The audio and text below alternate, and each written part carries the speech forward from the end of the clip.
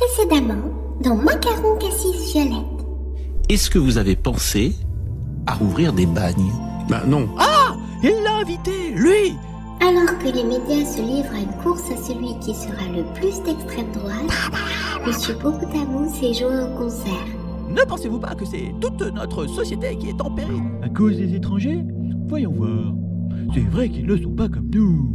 Monsieur Zigarou s'est félicité de les voir ainsi sur la pente glissante vers le néofascisme. À ce rythme, ces deux-là vont rapidement rejoindre nos rangs.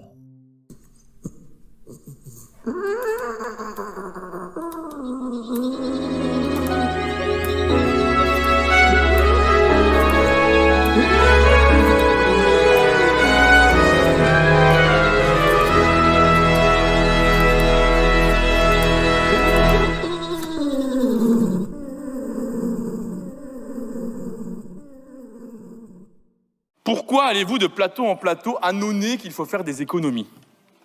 Certes, votre politique industrielle est un désastre, on a eu l'exemple du Doliprane et des pénuries de médicaments.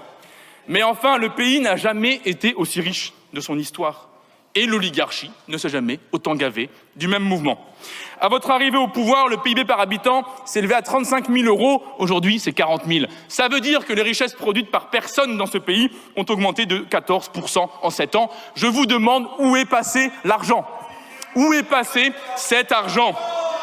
Peut-être dans le compte bancaire, enfin, les comptes bancaires de Bernard Arnault et consorts qui viennent pleurnicher à longueur de journée à l'idée de contribuer autant que les classes moyennes alors qu'ils se gobergent depuis des années à cause de vos décisions. Cette fascination morbide pour les milliardaires est la seule explication à la situation actuelle. Un gouvernement ultra minoritaire qui tente de faire passer ses budgets en force avec des supplétifs et des complices d'occasion.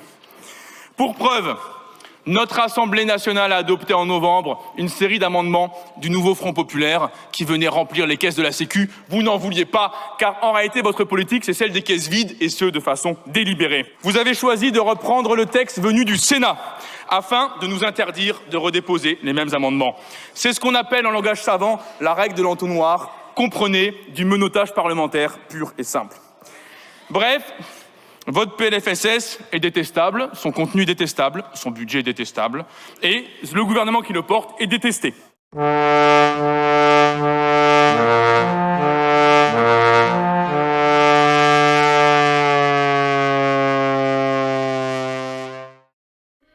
C'est horrible! Est-ce que vous avez vu leur dernière sortie? Oui, Mitterrand est revenu, mais ne vous en faites pas.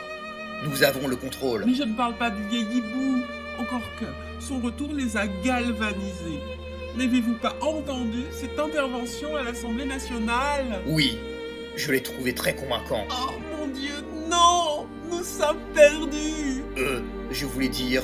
vous avez raison, c'est très préoccupant. Il faut faire quelque chose.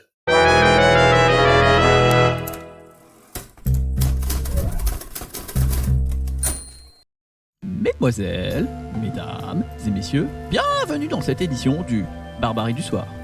Pour cet éditorial, je voudrais parler du plan courageux de Donald Trump pour la bande de Gaza. Est-ce une folie ou une idée révolutionnaire qui pourrait changer le cours de l'histoire? Donald Trump veut donc que les États-Unis s'emparent de la bande de Gaza, dévastée par 15 mois de guerre. Il souhaite transformer ce territoire surpeuplé en Riviera paisible et prospère, mais auparavant, il faudrait déplacer toute la population civile vers d'autres pays.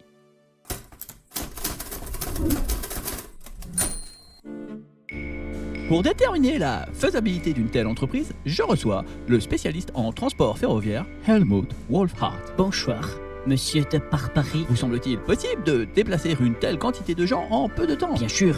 Par le passé, mon grossvater a déjà dû faire face à un tel défi. Avec une bonne organisation, c'est parfaitement faisable. Bien entendu, il faut s'assurer de la bonne collaboration du pays concerné. Les coûts ne risquent-ils pas d'être démesurés? Mais non, voyons. Pour une telle population, des wagons à bestiaux seront très suffisants.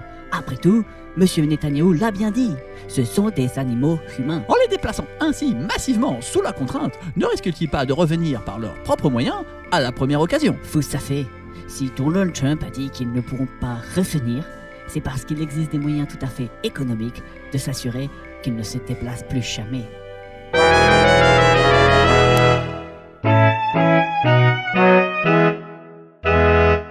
comme les médias sont en train de forcer, Monsieur Zigarou va bientôt arriver au pouvoir. La voilà l'idée. Il suffit de placer Zigarou au pouvoir. Ce sera notre marionnette, et nous le contrôlerons par derrière. Comme ça, pas de gauchistes. Mais oui, il suffit de placer nos affidés au bon endroit. Par exemple, en ce moment, c'est la nomination des nouveaux membres du Conseil constitutionnel. En y plaçant les bonnes personnes, elles interdiront toute autre politique que la nôtre. Hé hé hé, astuce.